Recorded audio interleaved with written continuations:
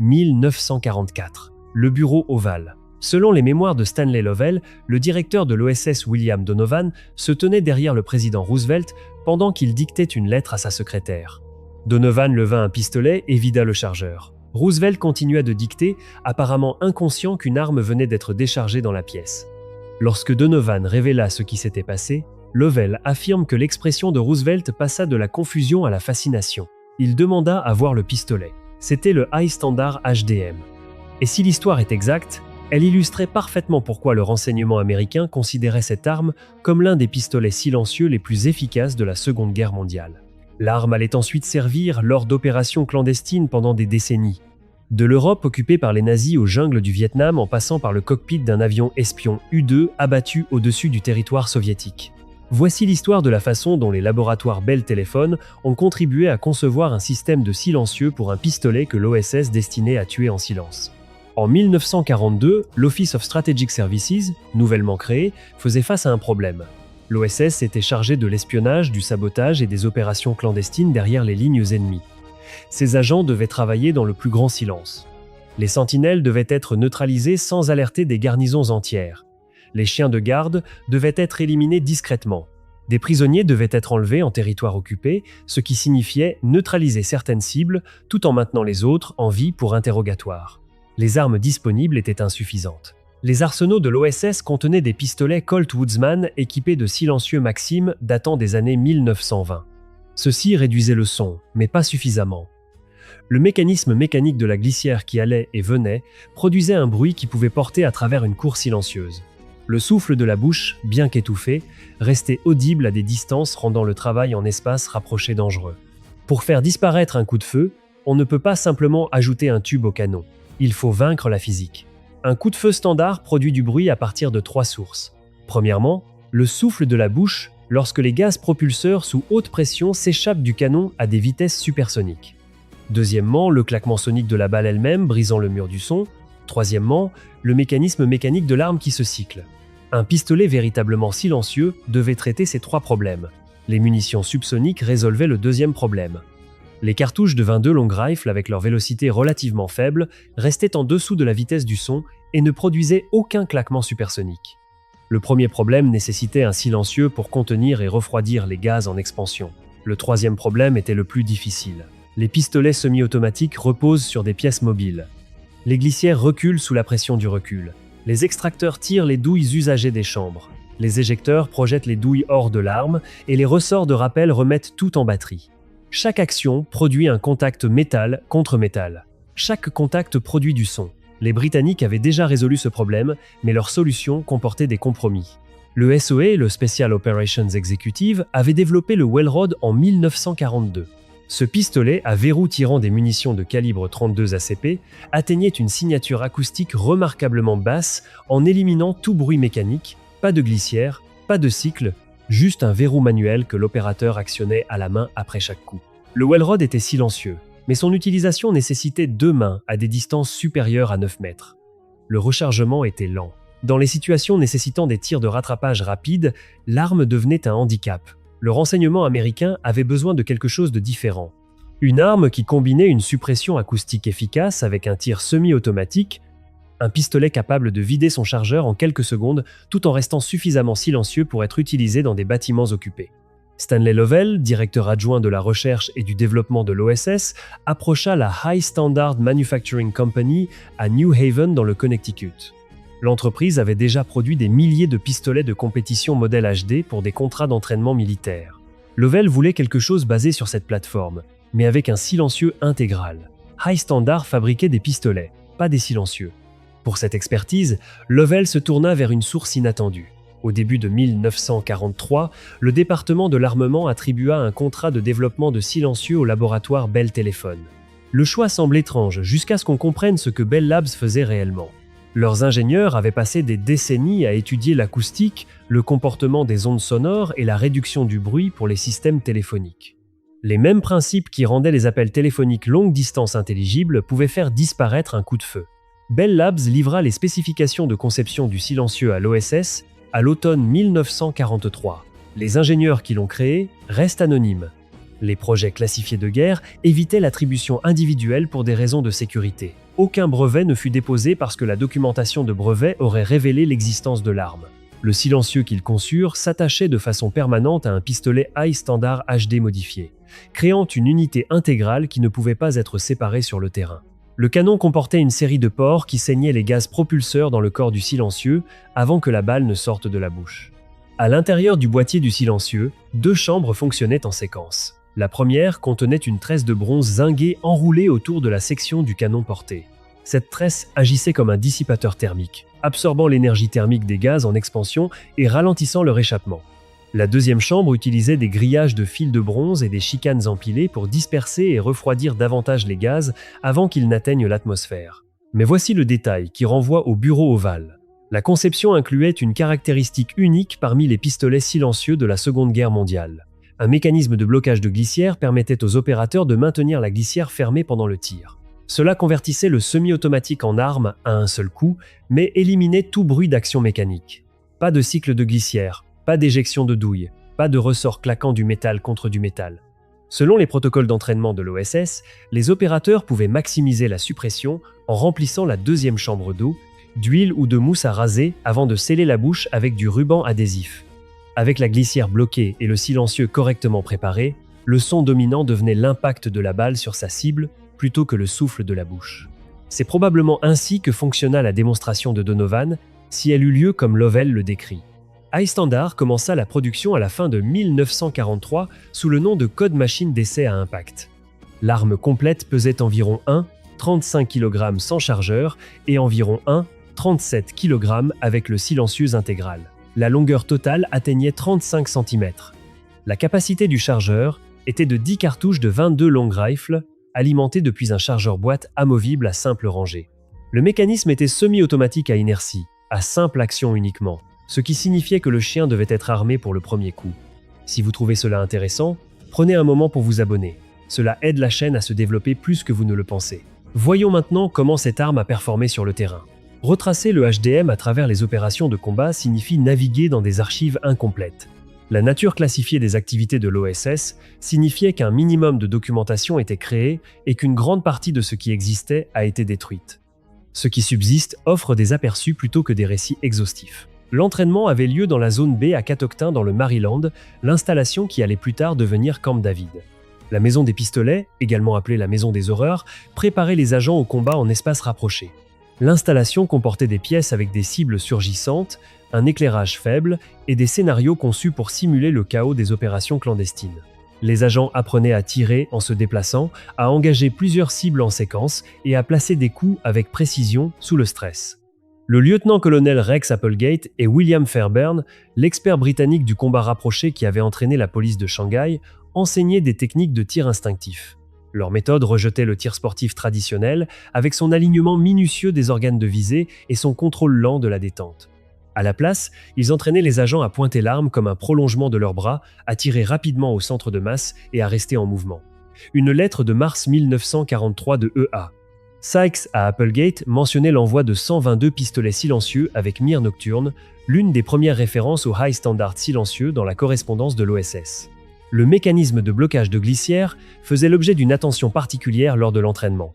Les instructeurs démontraient comment le blocage de la glissière transformait la signature acoustique de l'arme. Les agents pratiquaient la technique jusqu'à ce qu'elle devienne instinctive, comprenant que dans certaines situations, les quelques secondes nécessaires pour actionner manuellement la glissière entre les coups représentaient un compromis acceptable pour un silence quasi total. L'accent était mis sur le tir instinctif à courte portée plutôt que sur l'alignement traditionnel des organes de visée. La doctrine de l'OSS considérait le HDM comme efficace de la distance de contact jusqu'à environ 15 mètres. À ses portées, la cartouche de 22 long rifle, malgré son petit calibre, s'avérait létale lorsque placée avec précision. L'essentiel était le placement des coups. Un 22 dans le tronc cérébral tuait aussi efficacement qu'un 45 partout ailleurs. Et il le faisait sans l'éclair de bouche et le tonnerre qui aurait fait accourir les forces ennemies. Les archives indiquent que les armes furent expédiées vers les théâtres européens, méditerranéens et d'Extrême-Orient à l'AMI, un 944. Le SOE britannique aurait reçu et distribué les armes aux agents opérant dans l'Europe occupée par les nazis. Les équipes Jedburgh, ces unités de 3 hommes composées d'agents de l'OSS, du SOE et du BCRA, parachutés en France occupée, avaient accès au High Standard silencieux parmi leur équipement. Les réseaux de la résistance française recevaient des pistolets via les filières d'approvisionnement alliées. 2 cas documentés ancrent l'historique opérationnel de l'arme avec certitude. Francis Gary Powers portait un HDM lorsque son avion de reconnaissance U-2 fut abattu au-dessus du territoire soviétique le 1er mai 1960. Le programme U-2 représentait le sommet du renseignement de la guerre froide, volant à plus de 21 000 mètres d'altitude pour photographier les installations militaires soviétiques. Les pilotes portaient le HDM pour les situations de survie en cas où ils auraient besoin d'échapper à la capture ou de se défendre après avoir sauté au-dessus d'un territoire hostile. Les soviétiques capturèrent à la fois le pilote et le pistolet. Powers, survécu, fut échangé contre un espion soviétique 2 ans plus tard et écrivit finalement des mémoires sur son expérience. Ce HDM est toujours exposé au Musée central des Forces armées de Moscou, preuve physique du service continu de l'arme 15 ans après la fin de la Seconde Guerre mondiale. Les soviétiques en reconnaissaient clairement la portée, le conservant comme trophée des capacités clandestines américaines. L'amiral Chester Nimitz reçut un HDM en cadeau de William Donovan. Une photographie de Nimitz et de son fils Chester Jr. tirant avec le pistolet parut dans le Philadelphia Enquirer le 12 novembre 1944, révélant par inadvertance l'existence de l'arme classifiée au public. La brèche de sécurité illustrait la tension entre la nouveauté de l'arme et la nécessité du secret opérationnel. Les officiers supérieurs voulaient montrer cette remarquable pièce technologique. Les protocoles de sécurité exigeaient qu'elle reste cachée. Ce pistolet est aujourd'hui exposé au musée de la guerre du Pacifique à Fredericksburg, au Texas, où les visiteurs peuvent voir l'arme qui était autrefois considérée comme trop secrète pour être reconnue. Comment le HDM se comparait-il au Welrod britannique? La réponse dépend des caractéristiques que l'on privilégie. Le Welrod tirait des munitions de 32 ACP, une cartouche plus grosse et plus puissante que le 22 Long Rifle du HDM. L'arme britannique utilisait un verrou manuel qui éliminait tout bruit mécanique, point final. Les tests varient considérablement selon la configuration, les munitions et l'état du silencieux, rendant la comparaison acoustique directe difficile. Ce qu'on peut affirmer avec certitude, c'est que le Welrod, étant actionné à la main, produisait une signature acoustique totale plus basse que toute conception semi-automatique pouvait atteindre. Mais le HDM offrait quelque chose que le Welrod ne pouvait pas: 10 coups de tir semi-automatiques. Dans les situations nécessitant plusieurs cibles ou un engagement rapide, l'arme américaine offrait des capacités que la conception britannique n'avait pas. L'OSS adopta finalement les 2 armes pour différents profils de mission. Le Welrod pour les tirs à coup unique exigeant une furtivité maximale. Le HDM pour les scénarios où des tirs de rattrapage pourraient sauver la vie d'un agent. Les soviétiques développèrent leur propre approche avec le dispositif Bremit, un silencieux à décrochage rapide utilisé sur les revolvers Nagant 1895. La conception inhabituelle du Nagant avec son cylindre qui avançait pour se sceller contre le canon avant le tir le rendait adapté à la suppression. Les opérateurs du NKVD l'utilisaient tout au long de la guerre. Le développement allemand d'armes silencieuses prenait du retard par rapport aux Alliés. Des preuves existent pour des pistolets CZ 1927 silencieux et des fusils CAR 98K avec des munitions spéciales à faible vélocité, mais aucun programme systématique de pistolets silencieux comparable aux efforts britanniques ou américains n'émergea du Troisième Reich. Les récits populaires affirment souvent que le HDM ne produisait que 20 décibels de son. C'est physiquement impossible. Tirer à vide un pistolet sans munitions du tout génère un bruit significatif du seul mécanisme mécanique. Le chiffre de 20 décibels, là où il apparaît, représente la réduction par rapport à la ligne de base et non le niveau sonore absolu. Le HDM était silencieux pour son époque, suffisamment silencieux pour que l'histoire du bureau ovale de Lovell soit plausible, mais pas le murmure de la légende. Le silencieux lui-même était un élément consommable. Après 200 à 250 coups, la tresse de bronze se dégradait au-delà de toute efficacité et nécessitait un remplacement. Ce n'était pas une arme de champ de bataille pour des échanges de tirs soutenus. C'était un outil de précision pour des missions spécifiques où le silence importait plus que le volume de feu.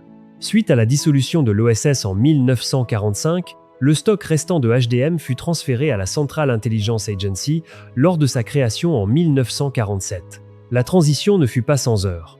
L'OSS avait fonctionné avec une autonomie considérable, développant et acquérant des équipements selon les besoins opérationnels. La CIA hérita de cet équipement, mais aussi du défi de maintenir des armes dont la production avait cessé et dont les spécifications restaient classifiées.